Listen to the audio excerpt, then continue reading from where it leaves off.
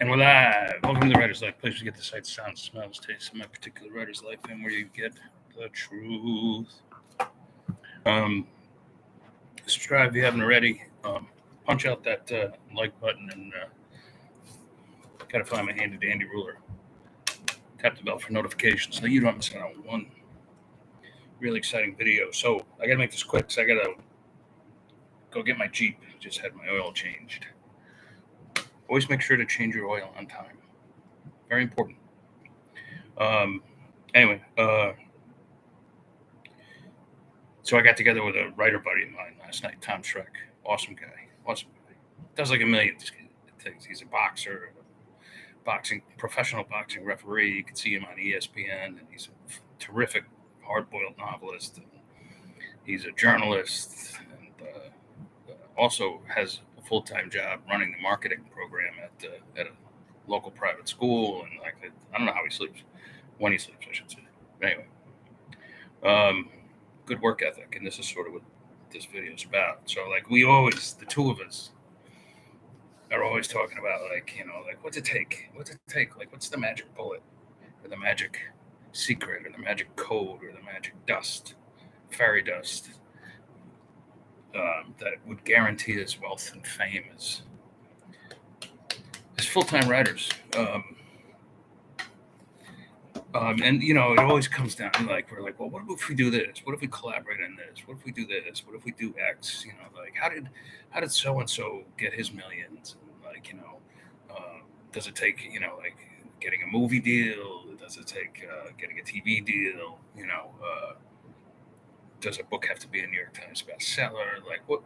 What's it really take? And it's really none of those things, because you would have to be putting out, a major, million-selling bestseller twice a month or twice a year, and you'd have to be getting a major movie motion picture deal once a year, and you'd have to be getting a television show. So it's really what success comes down to. And also, don't forget, success is subjective. I mean, maybe your idea of success is just making a decent living, like $65,000 a year or something like that, depending on where you live. You can't live on that in New York City, for instance. Can you live on that very well upstate New York? Oh, yeah, for sure. Or maybe your idea of success is you want to make $1 million a year. It depends. So, I'm not even sure what my level of my success expectations are yet, because I still feel like I'm almost a newbie, that I'm still learning and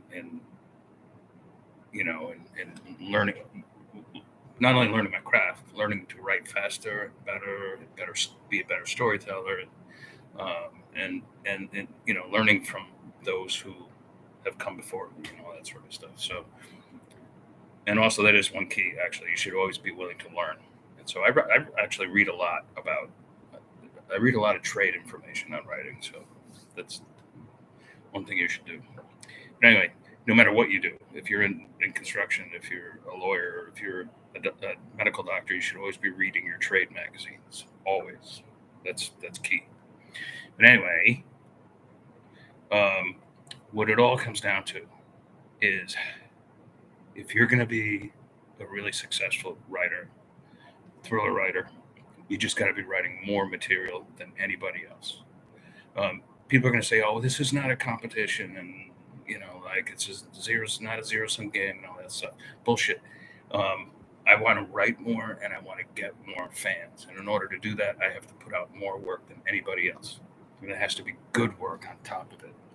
So I need to. So if such and such author doesn't have anything coming out for 6 months, I'm going to try to get 6 books out during that time, and maybe one of his readers will sort of shift over to me.